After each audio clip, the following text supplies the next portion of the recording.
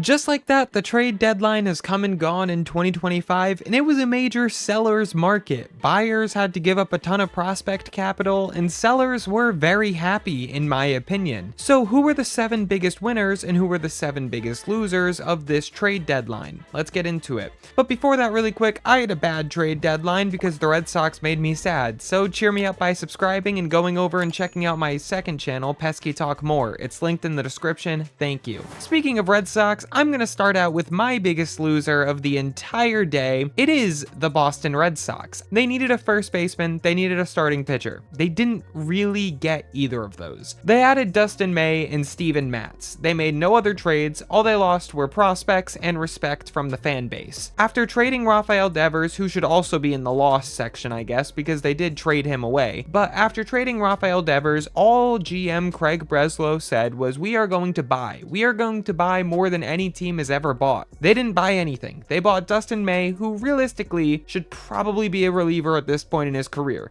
He's never stayed healthy as a starting pitcher. He's at double his career high in innings already, and it's just a mess. They had Joe Ryan basically lined up, it seemed like. The Twitter account for MLB on Fox had already said that Joe Ryan was heading to Boston, and then nothing happened. So yeah, extremely bad offseason by a team that's extremely hot, and every other team in the American League around them, they got better. Let's go and talk about one of those teams in the American League that got better for my first winner, and that's the Texas Rangers. I would not say that this is the biggest winner of the trade deadline, however, they did get a lot better in my opinion. They added Merrill Kelly to bolster that already good starting rotation, and now that's a rotation that can compete with anyone in October. Jacob deGrom, Nathan Eovaldi, and Merrill Kelly as your top 3 in the rotation, that's, again, as good as anybody, it really is. They added Phil Maton and Danny Colum as well. I hope I said Danny's last name right. I always mix that one up. Hopefully it's Colum. I think it is, but it probably isn't knowing how I pronounce things.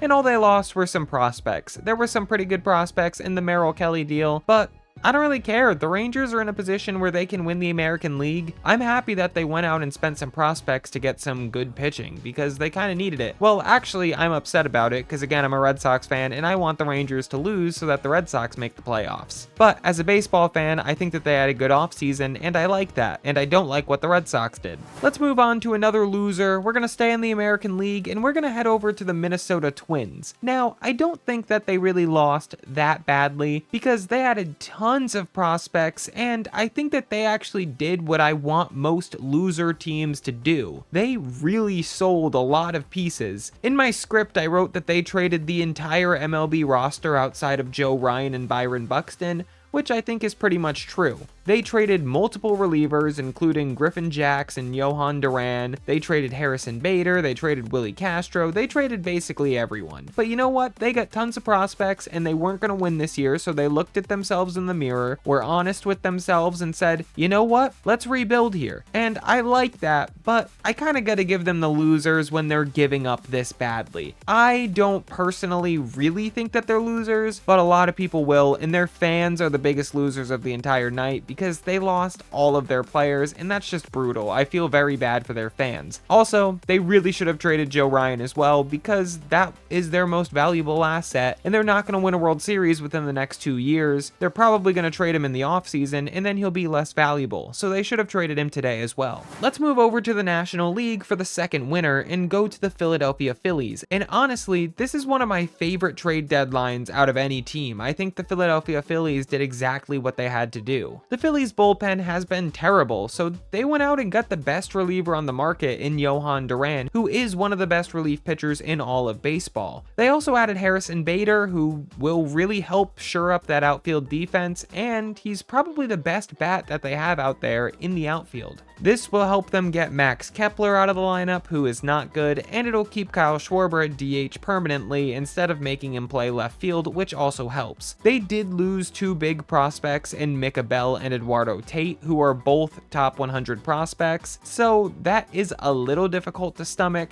But again, when you're getting Johan Duran, you've got to give up capital to gain capital, and I think that the Phillies really needed a closer, and this is going to make them a force in October. I really like what they did, even if they had to give up a decent amount. The third loser of the video is going to be the Detroit Tigers, and I really don't want to do this because I like the Tigers, but I just don't think that they did enough. They made a decent amount of moves, but there were no moves moves that really moved the needle in my opinion, and that's what really sucks for them. Again, a lot of the teams in the American League got a lot better, so kind of just making moves on the margin, even if you're a good team, isn't enough in my opinion for what was happening in the American League. The Tigers added Charlie Morton, Kyle Finnegan, Paul Sewald, Cody Hoyer, Chris Paddock, Rafael Montero. Those are not terrible names, but none of them are really good. Charlie Morton is the best player on that list and he has postseason experience, so that's going to help out a decent amount at least. Kyle Finnegan is not that good. He's a closer that doesn't strike anyone out. Paul Sewald is terrible. Chris Paddock is terrible. Rafael Montero,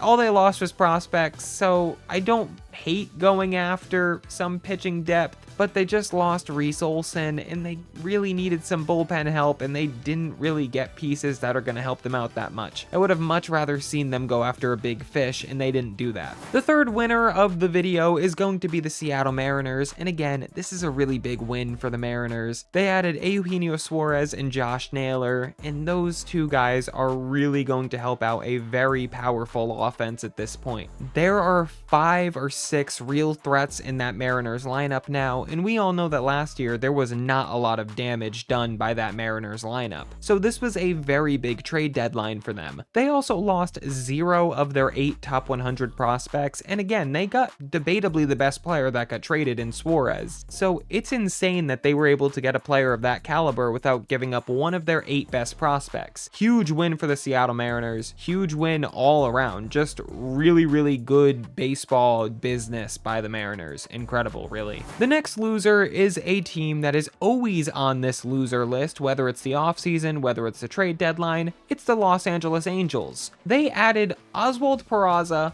Luis Garcia, and Andrew Chafin. Now, they gave up really nothing, but that's the problem.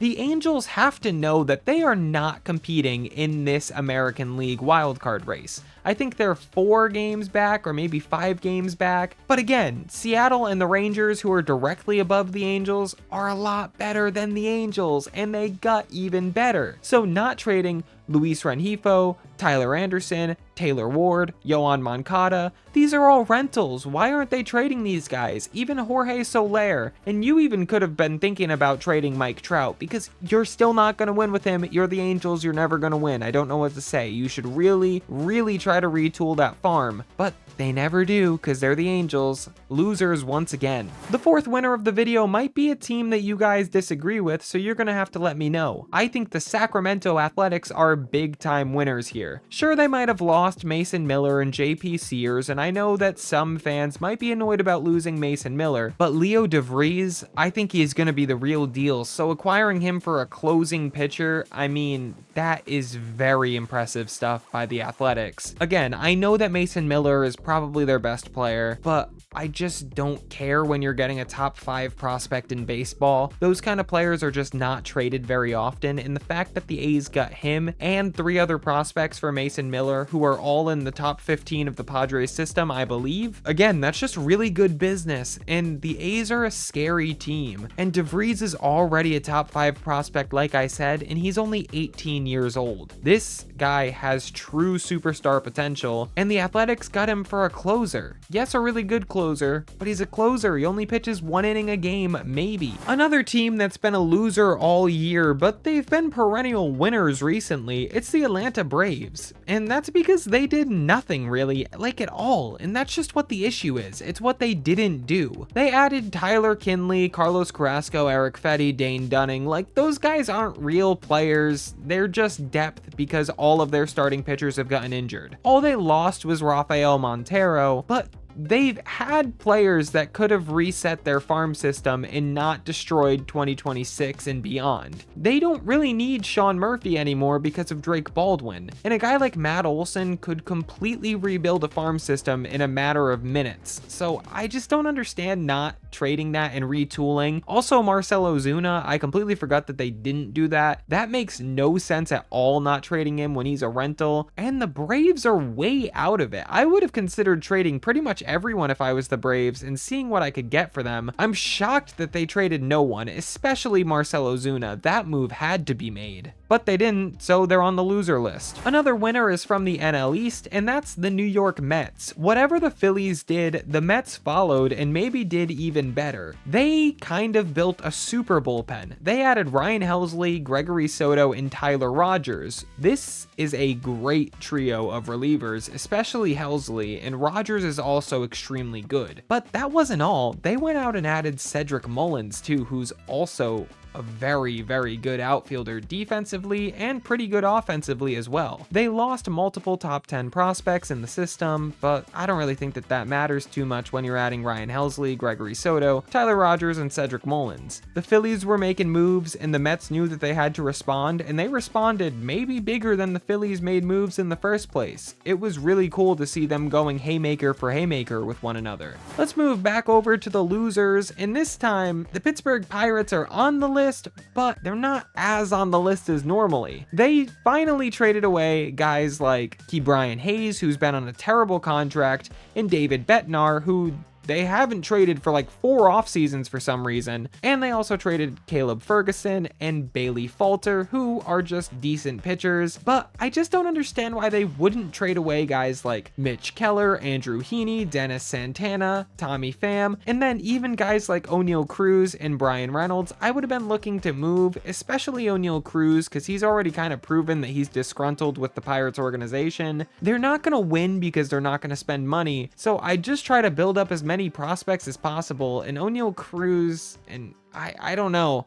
I just would have traded them, and the Pirates didn't. They don't ever really fully commit to a rebuild, which doesn't make a lot of sense, especially Keller and Heaney, because they have so many pitching prospects coming up, along with Paul Skeens, along with Jared Jones, and then Bubba Chandler coming up. Like, they don't need Andrew Heaney especially, and they really don't need Mitch Keller either, and they probably could have got a haul for him, and he's not that good. Another winner, I have to give a fairly conservative win for the San Diego Padres. They probably made the biggest impact to their major league team out of any team in baseball this deadline. They added Mason Miller, Ryan O'Hearn, Freddie Fermin, and they finally got their left fielder in Ramon Laureano, who's very good this year. These are 4 good players. Well, Freddie Fermin isn't that good, but he's a good role player. The only issue is they were the ones that traded away Leo De Vries and literally 10 to 12 of their top 30 prospects, and I think it was 7 in the top 10. They almost traded away their entire system. So if they hadn't done that, they would have been huge winners, but because they did that, I'm a little concerned about what those guys might turn into, but you still have to give them a winner, in my opinion. I still think they won the deadline, just not completely won. The final loser, I had a little difficulty coming up with this one, but I think I have to go with the Cleveland Guardians as a loser, because they lost Shane Bieber, Paul Sewald, and Josh Naylor, but much like the Pirates, I would have wanted them to do more. They had 2 elite relievers like Cade Smith and Hunter Gaddis, who they did not move, and we knew from the other teams that this was a big time bullpen seller market, so I just don't understand not at least moving off of one of those guys. Also, Emmanuel Clase getting suspended right before the deadline is absolutely brutal and an absolute failure by the organization. It's not necessarily their fault, but the fact that they were unable to move Clase is a massive failure, but it's his own doing. They probably should have also traded Stephen Kwan, but that's kind of nitpicking. However, they did get a really good pitching prospect for Shane Bieber. He was the Blue Jays' 5th best prospect, so I don't hate that return. The other prospects, I don't really care too much about yet, but I just think they could have done a little bit more prospect gathering, and they didn't do it. Also, Carlos Santana, I didn't mention him. He should have also been traded. The final team and the final winner, I have to give it to the New York Yankees. I think they had a very good offseason. I was concerned with how it started with Ryan McMahon and Ahmed Rosario, but today they kind of went crazy getting Camilo Doval, Jake Bird, and David Bednar. Now, I don't really care about Jake Bird, I don't really care about Austin Slater, but David Bednar and Camilo Doval are both back-end relievers, especially Camilo Doval, and the Yankees bullpen has been brutal for a while now, so this is really going to help the Yankees out a lot. They have a lot of really good relievers now. They have Devin Williams, who I know has struggled, but he's still very good, Luke Weaver, Camilo Doval, and David Bednar. They didn't give up up any elite prospects or anything like that, and they also traded away Oswald Peraza, who's absolutely terrible. Ryan McMahon and Ahmed Rosario builds a pretty nice platoon at third base. Austin Slater is one of the best pinch hitters of all time and really good against lefties. And Jose Caballero, who they also added, is very high up on the leaderboard in steals. And they are not a very athletic and fast team, but Jose Caballero is going to be able to come off the bench and give you a stolen base, which is very big. So what do you think about my rankings? Those are my winners and losers. Let me know what you think in the comments. Thanks for listening. See ya.